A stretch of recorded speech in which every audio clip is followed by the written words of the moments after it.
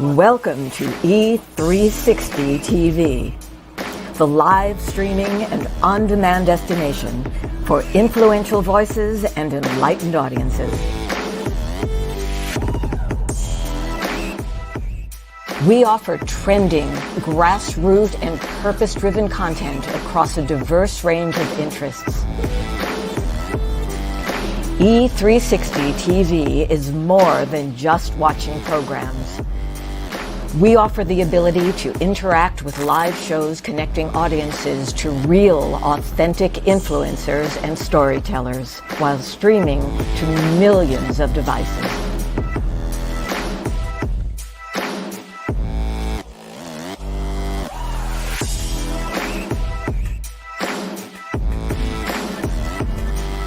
Real experiences. Raw conversation. One destination for it all.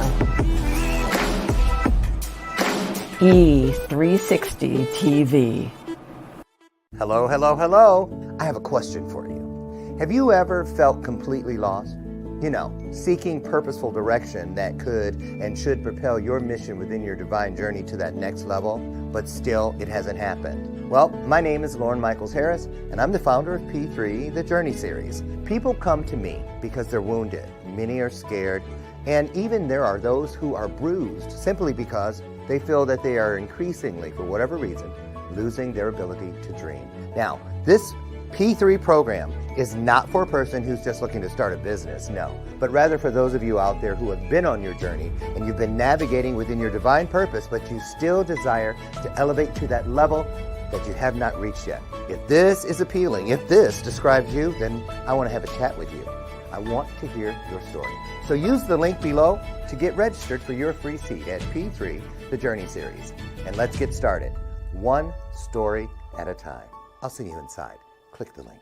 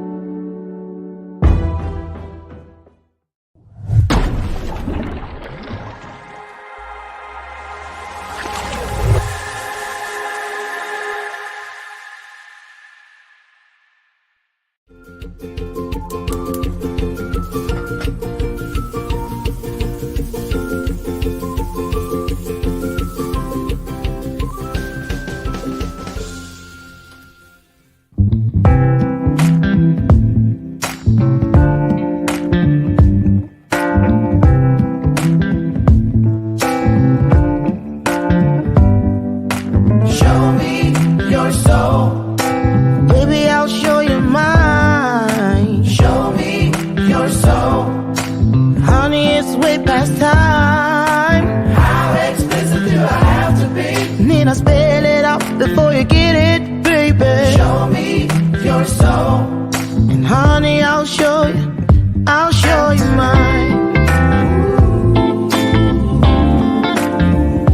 show you mine.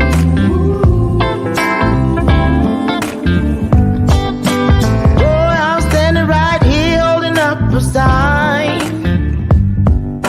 shamelessly displaying my state of mind.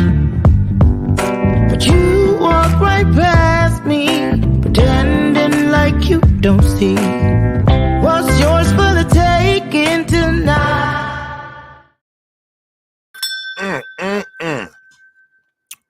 I'll tell you what I'm chewing on in a second. But guess what we're going to be chewing on today? A real hot topic. Addiction. We're going to talk about that today.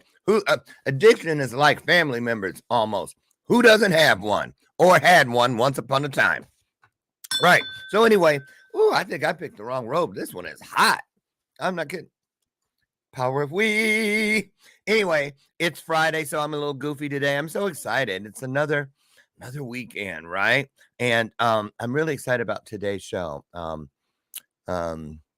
You'll find out why in a moment. Anyway, Dr. Lauren with you here. Welcome to today's installment of Bathrobe Moments.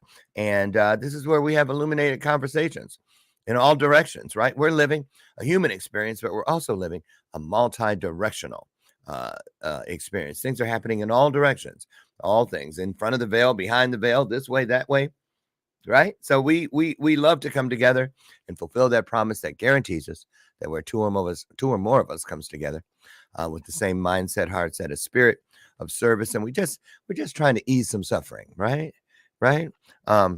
Spiritual magic is the outcome. So there you have it. No big announcements today. So I'm going to get right to it. But for those of you who may watch the replay and have never been here, first of all, get from underneath that rock. Duh. 8 years we've been here. Where you been? That's the bell of purpose. I ring it on purpose when some truth is out there. And today we're going to hear a lot of truth. So get ready to hear the bell, right? Our guest today is Adam Duval from the UK. Adam's been here countless times. I was just thinking, when it comes to Adam and Carrie, his wife, and the children, I can't remember when they weren't in my life. To be honest with you, it just seems like they've always been there. So it's been quite a few years. And today we're going to talk about a topic with Adam that we've never talked about before. As a matter of fact, he just admitted to me backstage that this is the first time that he's talked about addiction. And I've talked about it. Woof, if only I had a quarter, right? But I'm grateful that he trusts us here and trusts you all, because that means that it's a safe space. We're here to help each other. Put some hearts on the screen, won't you? It's our way of saying welcome. Here he comes. He's coming down the hall right now. Adam Duval.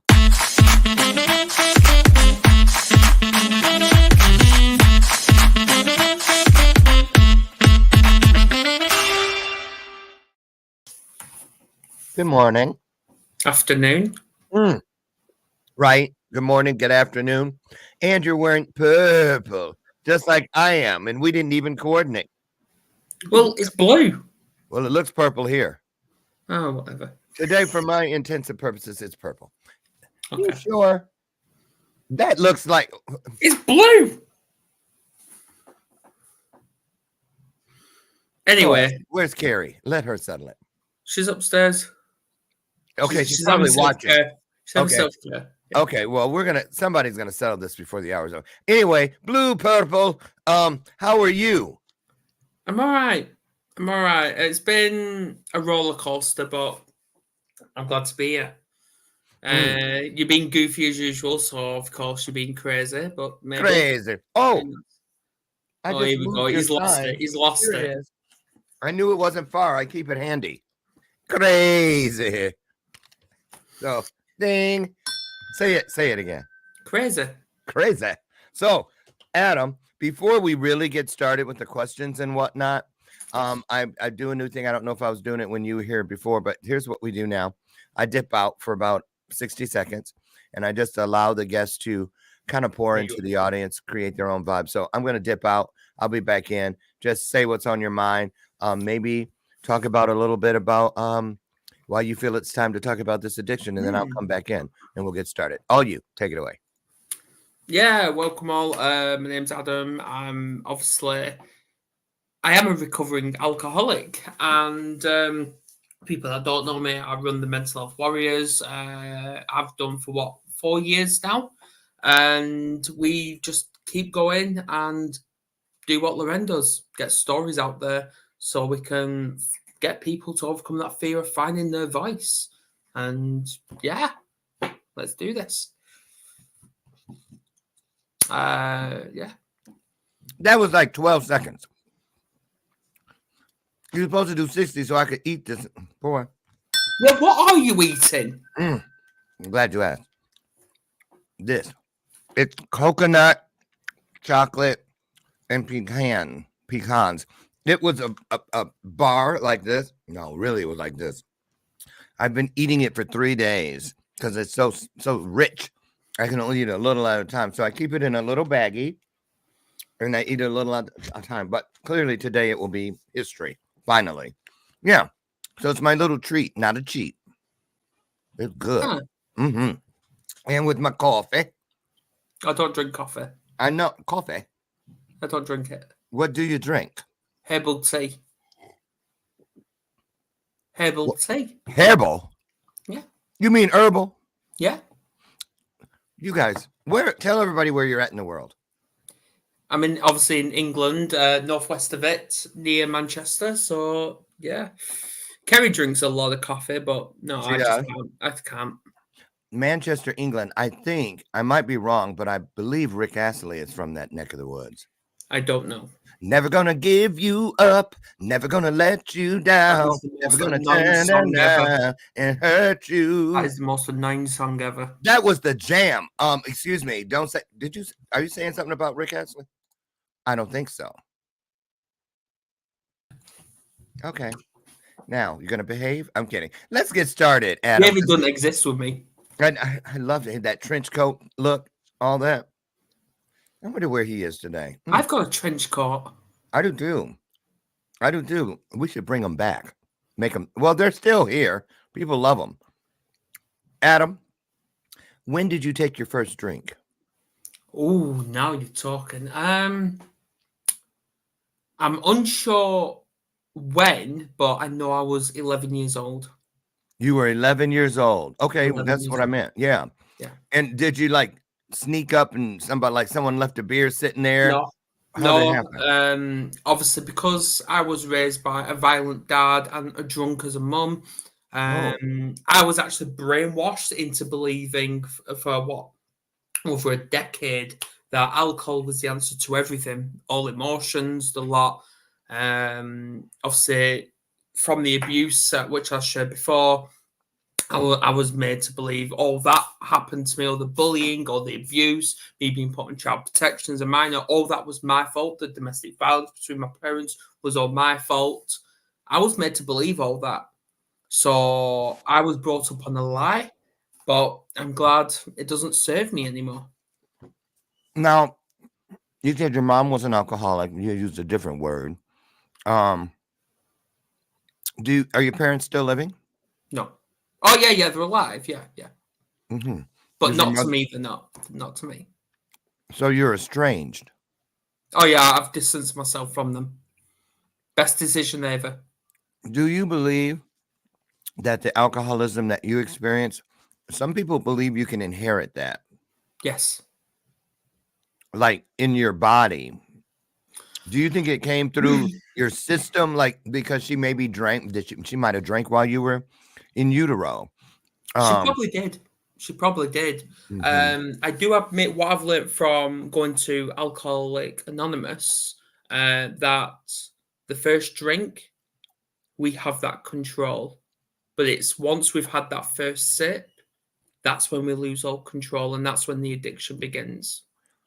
And the craving. So here we are. You were 11. How old are you now? 33. 33. So, okay. 22 years. Yeah. So you, how did you not know? When did you first say, okay, I guess I'm an alcoholic? Oh, I actually admitted I was an alcoholic. I say about a month. Yeah, May this year. May of this year. May this year. No one ever said anything to you all this time. So, okay, let's go there. So, they told me I had a drinking problem, but they did. Oh yeah. I've got a problem with drink, but no one's ever called me an alcoholic. No one. Do you think they were soft selling it to just spare your feelings, or they really didn't see were you cloaking it? You know what I'm saying? Did you hide some of it? How did people not know? I'd say, obviously, Kerry knew I had a problem with drink. Where obviously I do admit, and I'll admit now, me drinking, even though I've been with Kerry on and off now for over 15 years, too long, I know. For More. all them years I was drinking, alcohol was my partner, not Kerry. Wow. I admit that. That was my partner. And Kerry knows all this. Kerry knows all this. So I abandoned her and I abandoned the kids to go and drink. And that was all out of fear. I was scared. I was running scared, and I was doing that for a lot of years. Because Kerry actually asked me, because I said to her, because I've got the big book of Alcoholic Anonymous. I've got it. And I basically asked her, because she's learning to understand what I'm going through my journey. And I asked her, if you've got any questions, whatever you read, if you've got any questions, ask me them and I'll answer. And obviously she asked me, when I was pregnant with Lucas, why did you go and get drunk instead of doing this with me? I'm like, because of influences. I was influenced into believing alcohol was the answer, that Kerry was a bad person. I was meant to believe all that. She was a bad person and she was being abusive towards me. And that's why I went there and I got drunk for constant days because I didn't want to lose them as friends. And that was my fault. And it was. Wait a minute. When you said you went where? You went to like a pub? No, I did go to pub. I went to different like houses, friends' houses, and just got drunk. Like I said to Kerry, when I left about 6:30 at night, I said, right, I'll be back at 11. And she's like, right, okay then. 2:00 in the morning, I was knocking on the door, drunk. I was pissed. I really was. What's your drink of choice? Squash. What's that? Oh, this. No. Oh, you mean alcohol-wise? Yeah. Was I it could beer? drink Was it anything. liquor? Anything. It was anything. Anything you get your hands on. Yeah. Yeah. At first, it was lager. That's what I was drinking at first, but then I was introduced into spirits. So it was like vodka, tequila, you name it, I was drinking it. What did your mom drink? Oh, she was just drinking anything. Anything. Mainly vodka. So we've heard from people, and we're getting there. We've heard from people. I was in a relationship in my early 20s with an alcoholic. And same thing. Mother, brothers were alcoholics. They get together, and it was like, if you didn't drink constantly, you were the weird one. So let me ask you, when people say you had a problem with drink, but no one said alcoholic, do you think they were thinking he's a doggone alcoholic, but just didn't say it? Or why did people call it problem with drink? You know what I mean? Where's that line where it crosses from problem with drink to full out alcoholic? I think they were scared to call me an alcoholic. And the reason they said I've got a problem with drink is because every time I was drinking. This is water, by the way. Let me turn it around. Of course it is. Of course it is. I don't want it to trigger you. You think it's like Smirnoff? No. I think they were scared to call me an alcoholic because every time I was drinking, I turned aggressive. So that's what I was going to ask. That was the kind of person I became. Yeah. Aggressive. So now in retrospect, now that you're out of the closet, so to speak, the elephant in the room has been addressed. Do you find yourself going back in some of the situations, we'll call them, that you've had over the years with different people, family members, things like this? We know last year when you were on the show, you went to jail one night. Had you been drinking there? I did have a drink, yeah. A drink, but was it the regular Adam that went to jail, or was it the alcoholic Adam that went The to jail? alcoholic.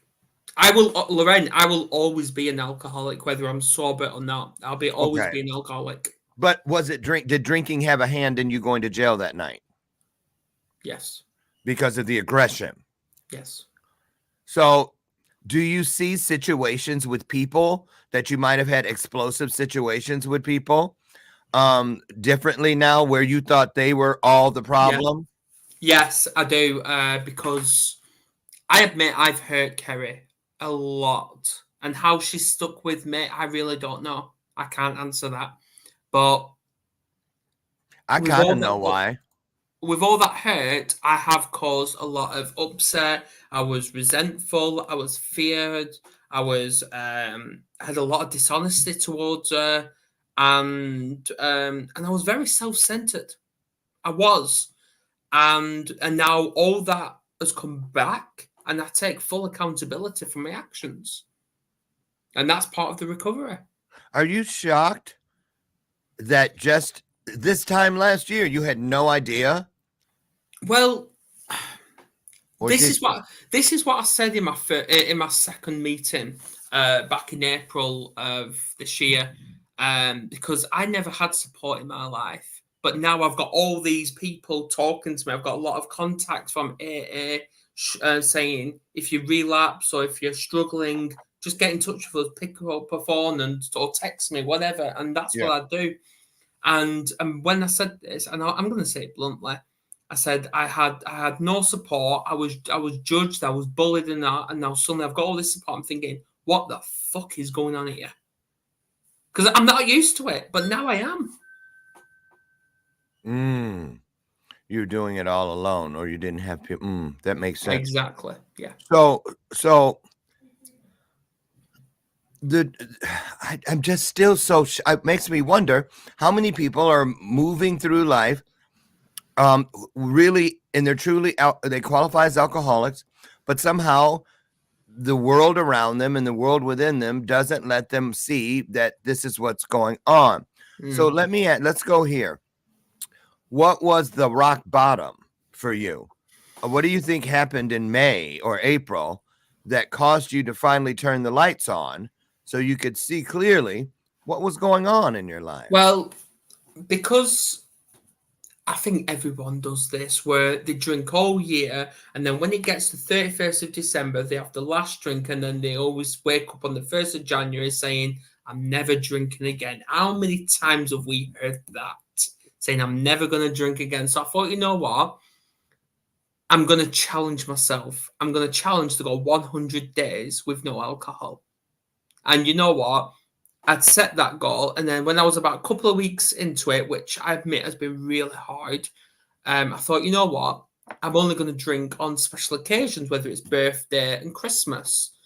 But I thought, you know what? No. And then when I went to a supermarket with Kerry and the kids one day, I looked to the alcohol, and I couldn't see the alcohol. All I could see was my mum's face of what she did to me, of what she brainwashed me into believing.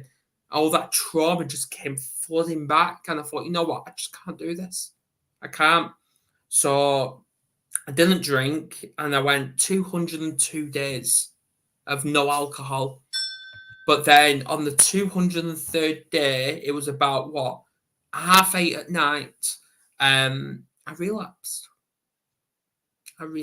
That was the thing that happened recently. Yeah. So you said it was what time? Around about 8:30 at night. At night. And you were at home. Yeah. With the kids. Yep. And Carrie, yeah. And Carrie. And at this point, was alcohol must have been within reach. Yeah. Carrie brought alcohol home. Yeah. She brought alcohol home. Mm-hmm. Yeah. So was this something? So let's talk about that. When did you guys? It's like when somebody in the house is on a diet, you usually try not to bring in those things that are going to tempt them. So did you guys not discuss? Okay, I'm doing this thing. Look, it's 200 plus days. Why did you think it was okay to have that temptation so close? Well, Kerry's coming down as well, by the way. I heard the footsteps. She's like, let me come straight in this part. I'm not it. Is she right there? Yeah. What?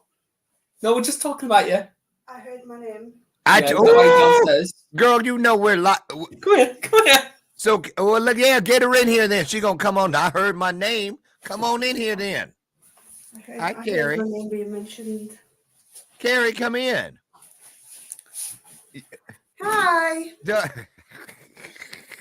She put on that smile real quick. Y'all see that? Well, Carrie, you know what part? You heard your name. You coming down the stairs. You know he's on the show. So you heard what he said, didn't you? I heard some of it, yeah. Carrie brought some alcohol home. Yeah. I was having a bad day myself, to be fair. Obviously, I've got borderline personality disorder. And I'd been triggered that day. And I just thought I need alcohol myself. It wasn't my intention to trigger even though them. you knew that Adam was on day 200 and something. Did it cross your mind? Ooh, maybe I don't want to do that. No. It was all about because you had your.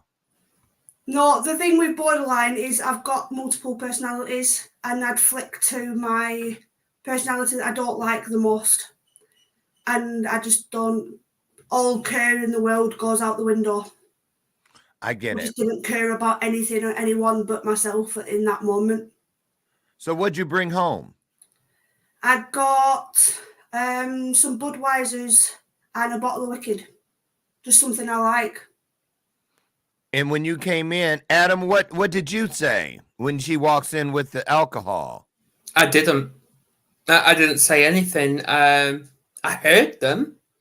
I heard them rattling in the bag, but I didn't see them. And she actually brought them home because of a conflict we had over something we actually agree on. Mm. That's how. I don't know the word. I just can't find the word, but that's what it was down to. Yeah. But obviously I've said in future, because she said she had Budweisers in, which I've never seen or heard or anything like that, and it was hidden in the house for about a week, a couple of weeks, whatever. Just over a week. Yeah, just over a week. And I basically said, because I was going to a meeting that night, I basically said to her, please do me a favour. If you're going to have a drink, fine. But when I get home, please make sure they're gone.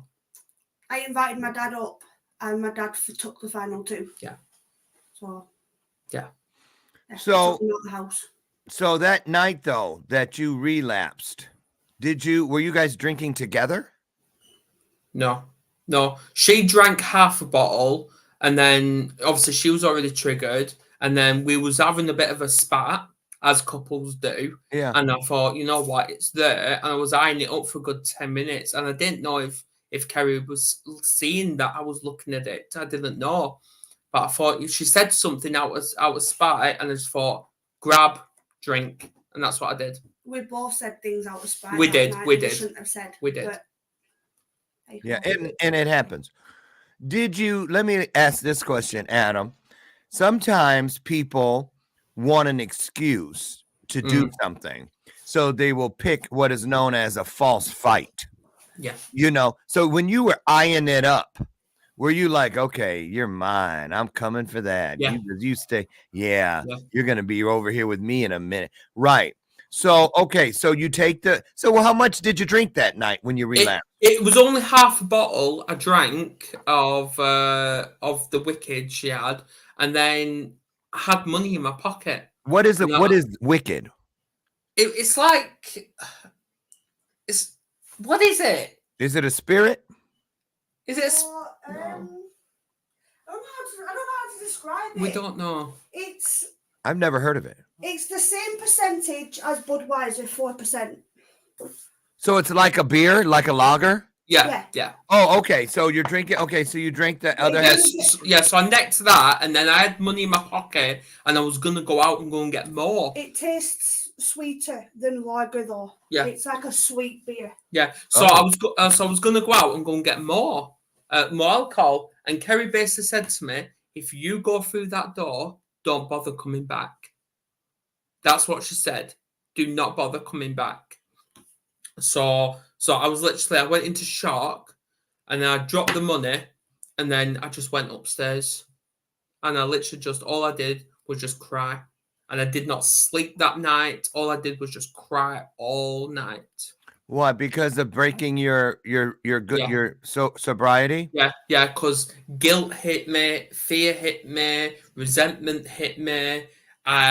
All these questions. The main question that was I was asking myself, and I was asking others as well, is why did Kerry bring it home?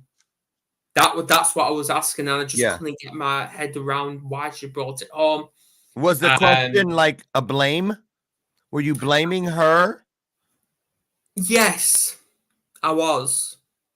Because the world still moves around us. If it wasn't that night with Carrie, it might have been walking past a pub, or you're at someone else's house, or you're at an event or a celebration, and you had words with Carrie or words with yourself. If you're looking for a reason in time, you will find it. So do you still believe today, Adam, that your relapse, it belongs to Carrie? The fault lies with it. Right. Okay. Talk about. So at what point did the guilt literally sideline you? Was it after immediately sipping and gulping and just now it's down the hatch? At what point? Sip number 1, sip number 2, when the half a bottle was gone, when you got checked by Carrie and she said, if you go out the door, don't bother coming back. At what point did the true guilt start knocking on the door? Hey, guess who's here? Oh, my buddy. When did guilt get inside? When did it come through the door? Obviously, I drank on that Sunday, so I would say the Tuesday. So that night when you were up there crying, you weren't remorseful about. I was blaming Kerry. So you didn't take accountability for about 3 days.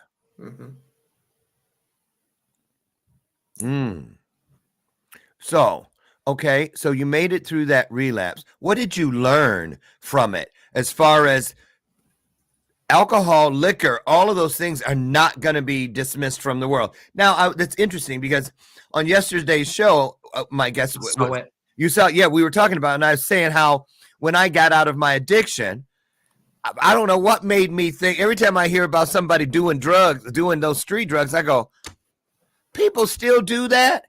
Somehow I thought when I quit, the world quit. Yeah. So what have you or what are you doing? I know you go to the meetings. I'm assuming if you're in AA, you have a sponsor. Yep. What have they told you, or what have you found on your own that you have implemented now to make sure, or at least try to make sure, that the next time a similar or different situation comes up, in other words, when you have to make the choice to drink or not to drink, it will turn out differently? So, well, first of all, yesterday's meeting, that's the first meeting of, that's the first podcast of yours that I actually cried to. I shed a tear because I totally resonated with everything Jarvis was saying. Everything.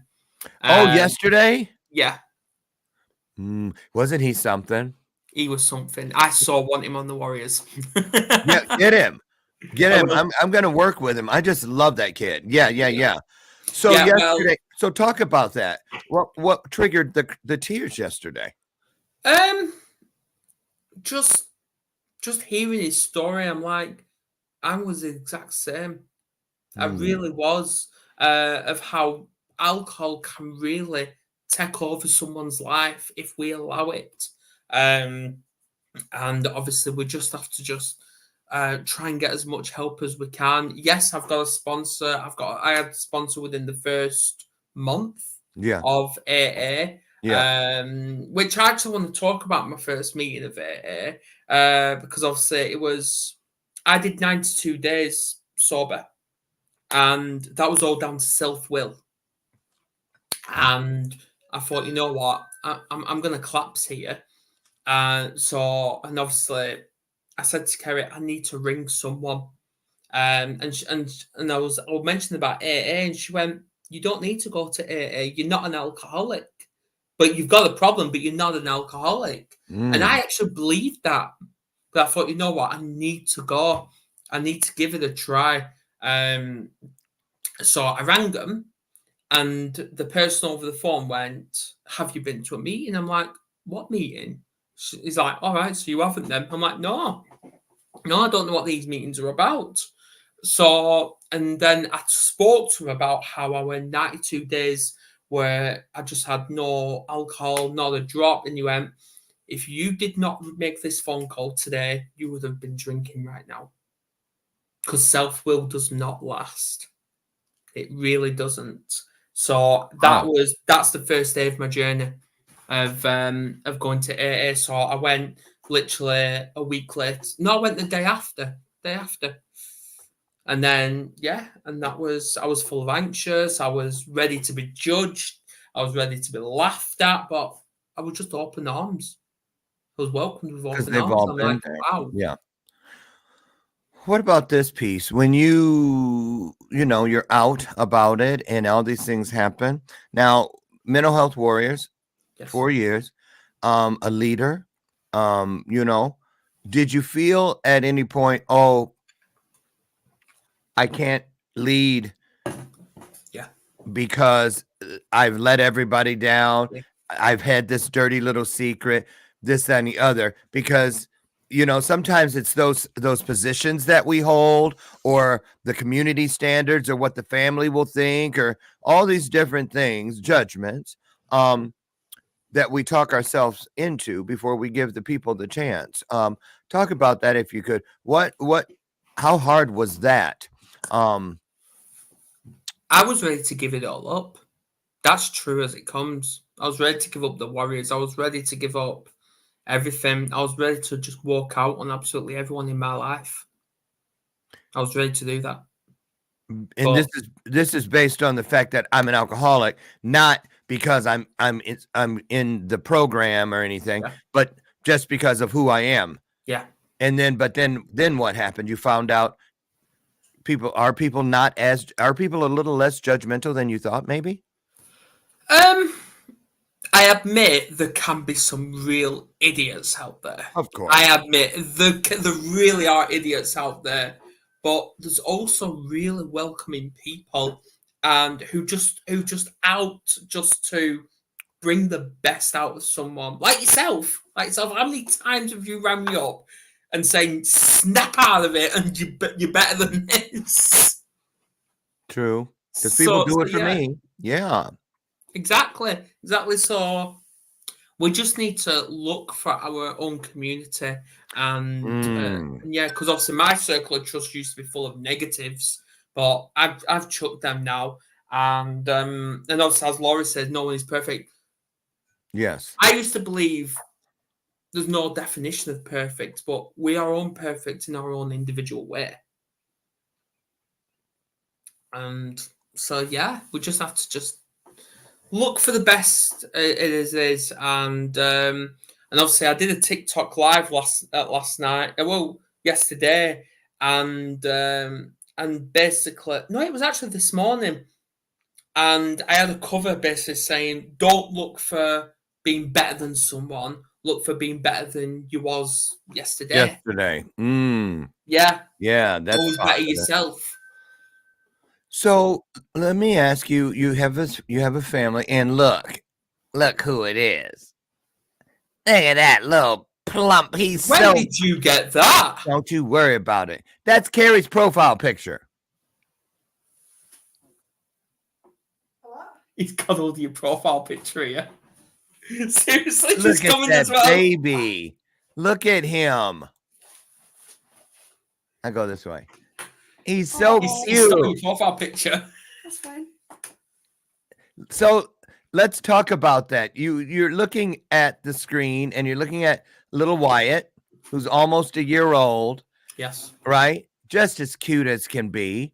And I remember when you told me you guys were expecting, and it was a shock, right? You have 2 other kids. Yep. Right? Well, 3, but 2, yeah. Okay. In the house. House. So there's 5 of you in the house. So have you had the conversation with your older two. Of course, little Wyatt's too young to know anything. But the other two kids, I think they're what, 11 and 12 or 10 and 12? 11 and 12, yeah. 11 and 12. So have you talked to them about this new piece of Dad?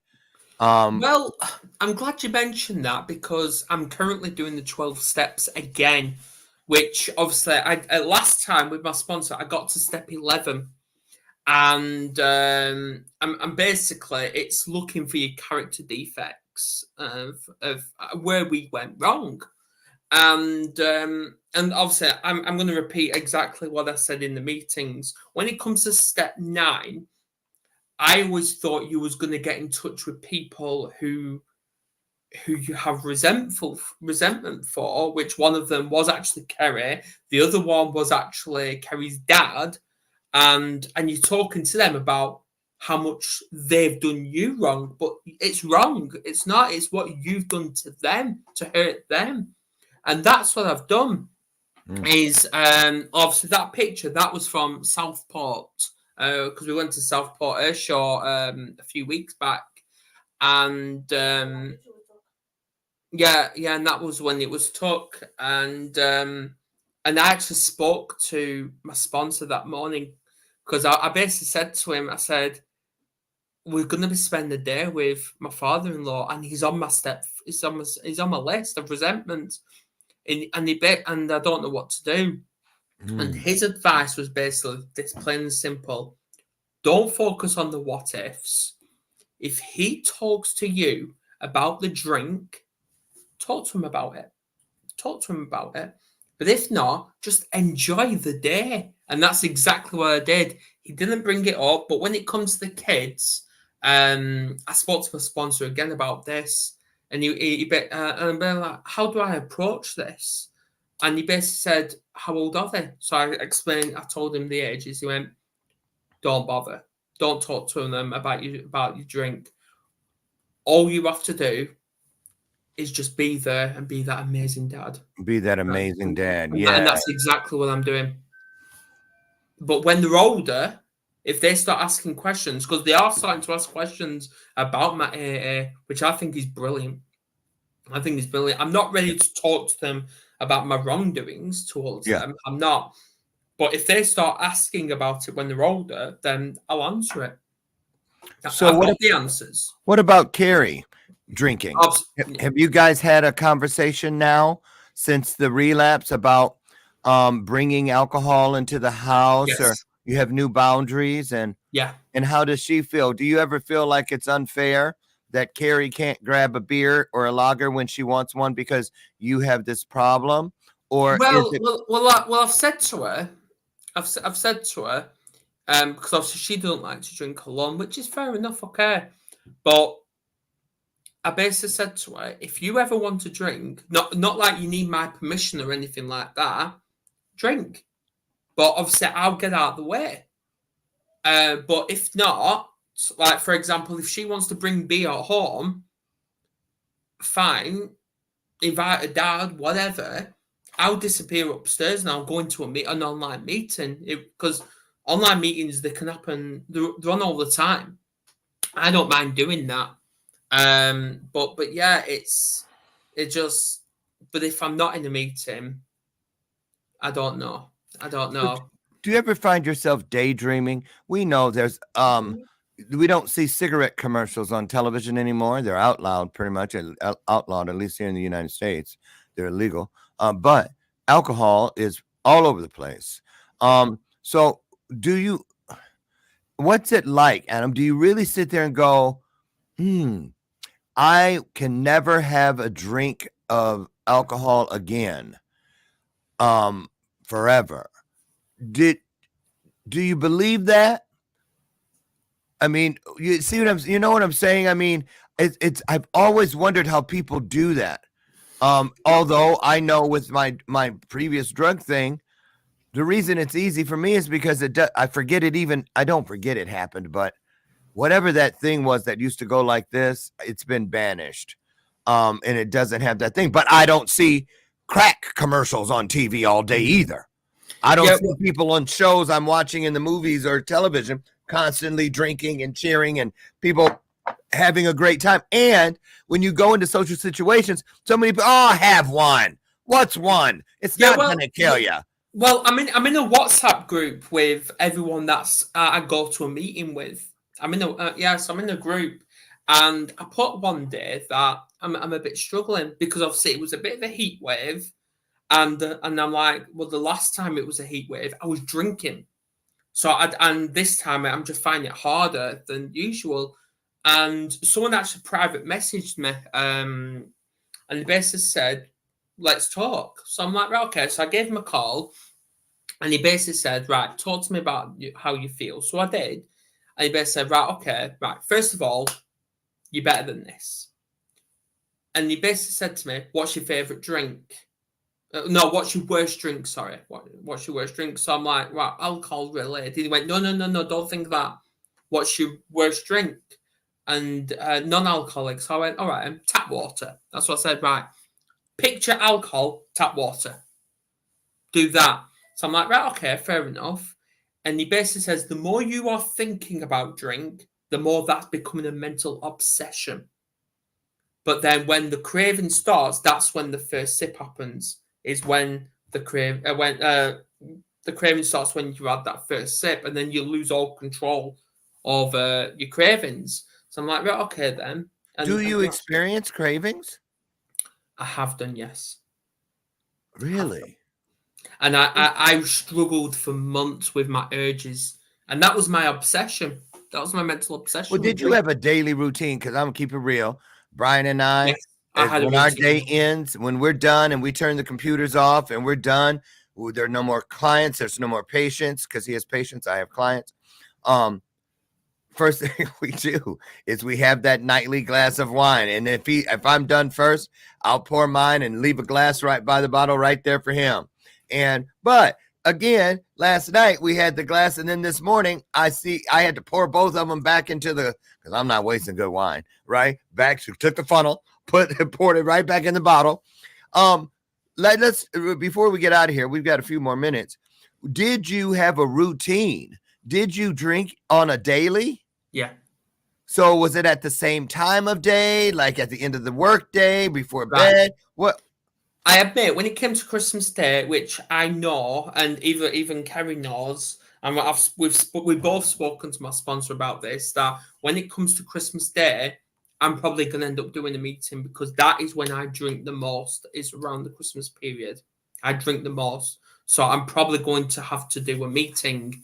But my routine was when I was taking the kids to school, when I came and picked them up, brought them back home, and we're talking, about 3:15 in the afternoon, or even 3:30.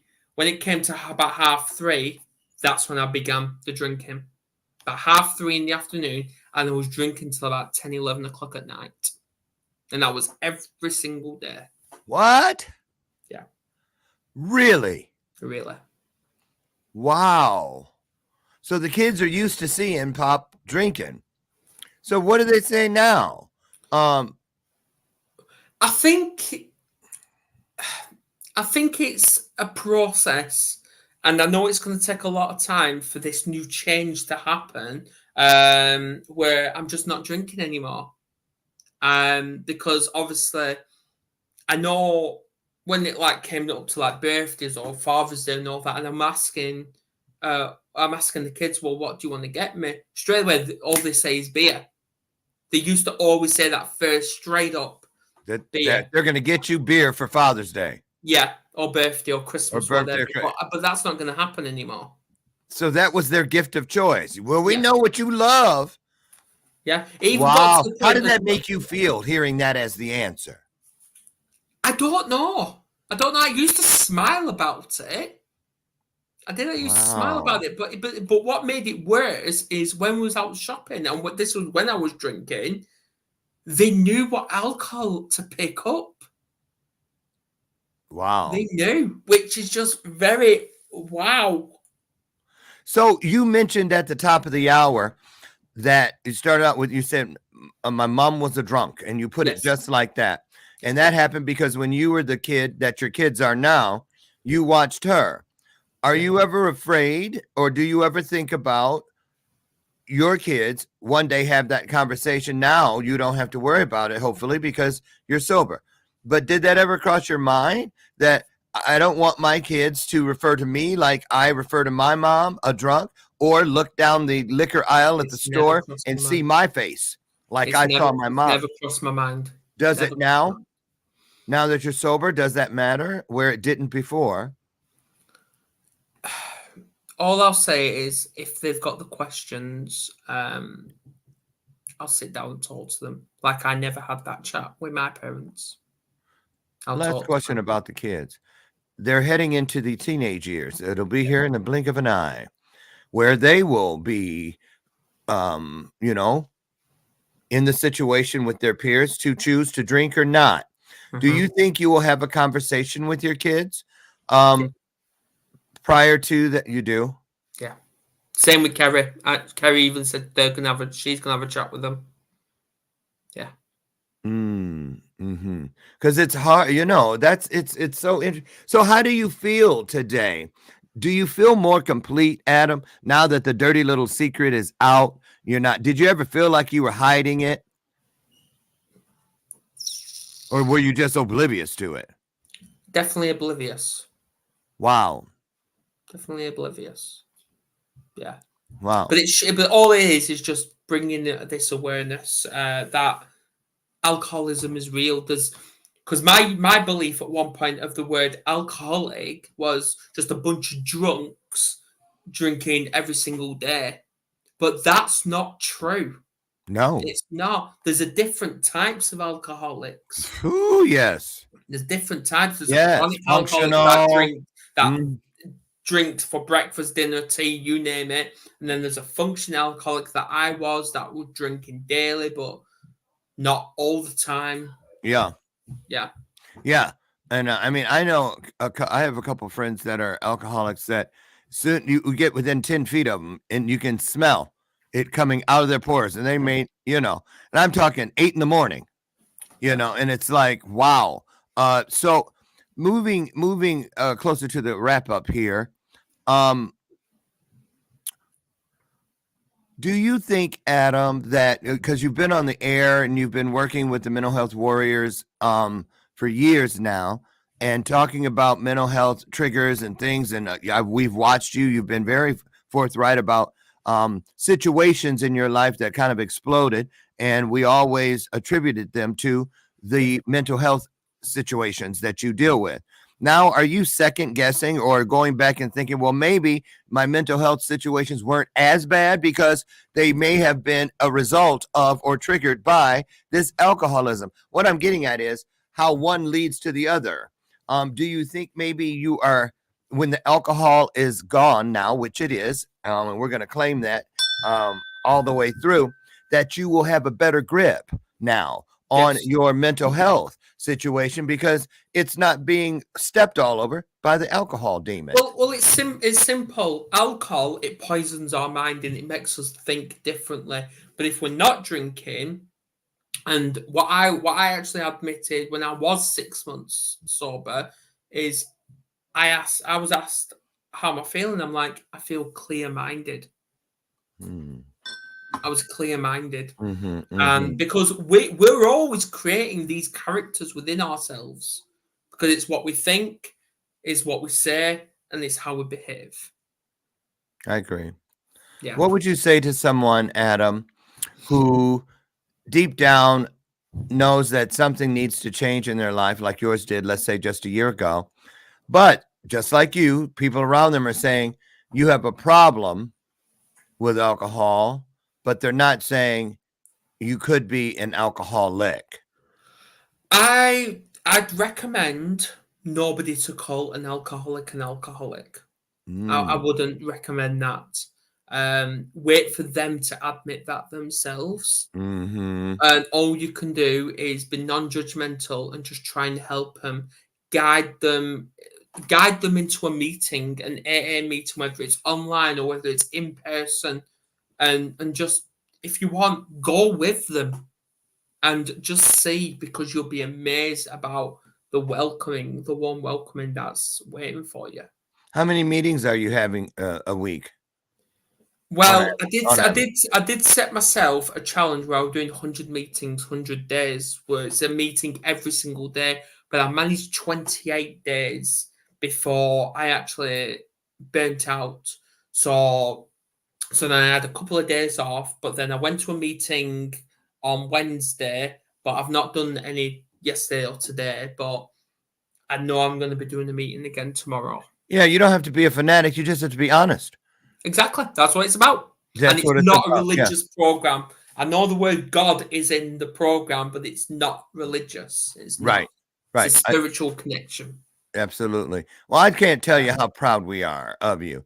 And for you guys, if listen, scrolling along the bottom right now of the screen are two ways you can get over to YouTube and check out the Mental Health Warriors TV and all the great content. Yes, great content. Seriously. And then also over on Facebook, I'll take the liberty of dropping both of these links inside your comment section for easy access immediately upon the conclusion of today's broadcast, which is in a couple minutes from here. So I want to say thank you. I'm very proud to know you. I'm honored to know all of you, the family, and the work you do, and that you would trust us here on Bathrobe Moments to come and talk for the very first time about this new phase in your life.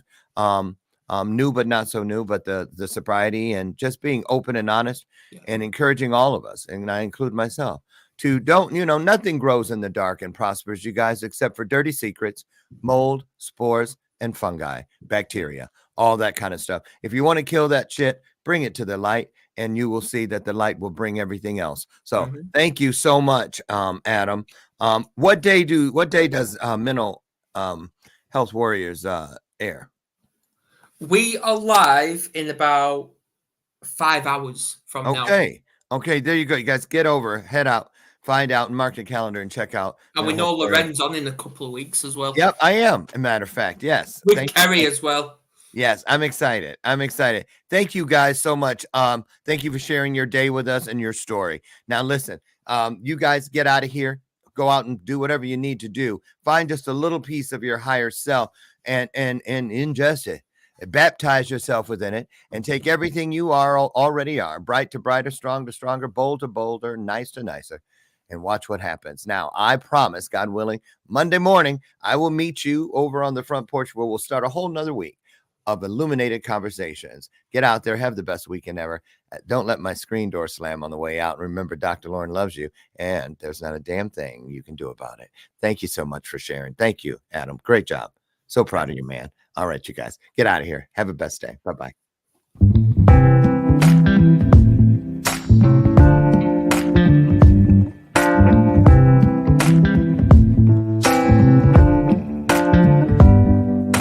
Show me your soul. Baby, I'll show you mine. Show me your soul. Honey, it's way past time. How expensive do I have to be? Need I spell it out before you get it, baby? Show me your soul. And honey, I'll show you mine. I'll show you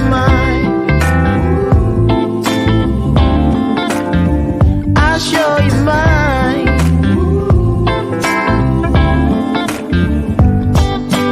Oh, I'm standing right here holding up a sign,